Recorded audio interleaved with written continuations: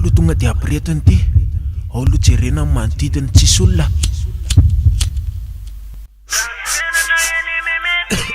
kay mahery be izy zany zay vao anandrana ifoka miafina tena mafanina be izy zany kay fanina be nojomaly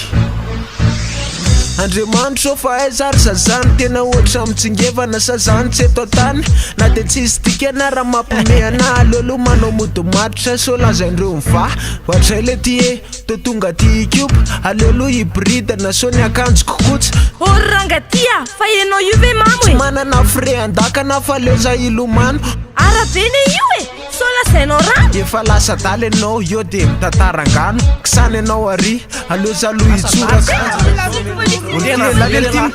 hitanao jeren'ny olona zany io raha leo anaovako akletika de apiko style tena nantina daholo avy eo mipakavily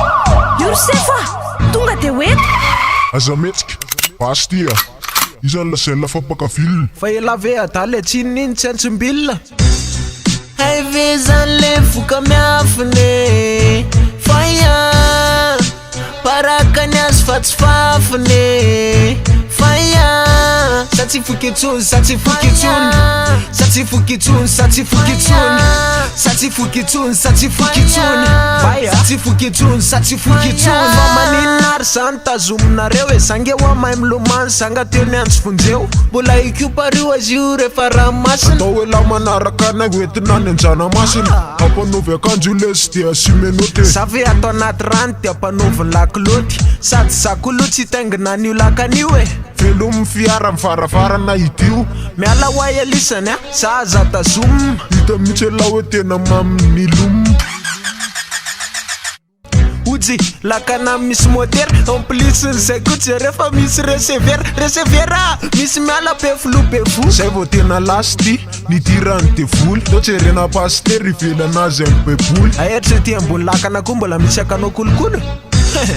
hay ve zany le voka miafine faya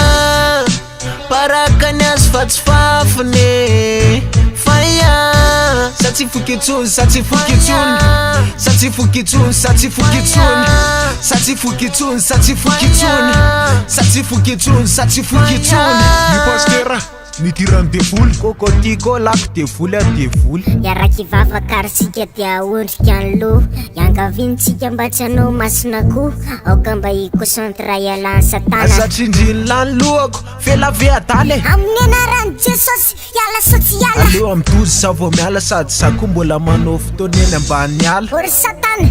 misy firinareo efatra zao tsika ny ato dimy miaraka aminao otrele izany lazala satana elafa iza ndray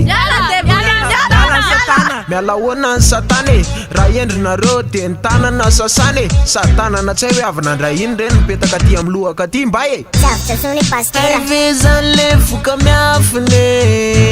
faya parakany azy fa tsy fafine faya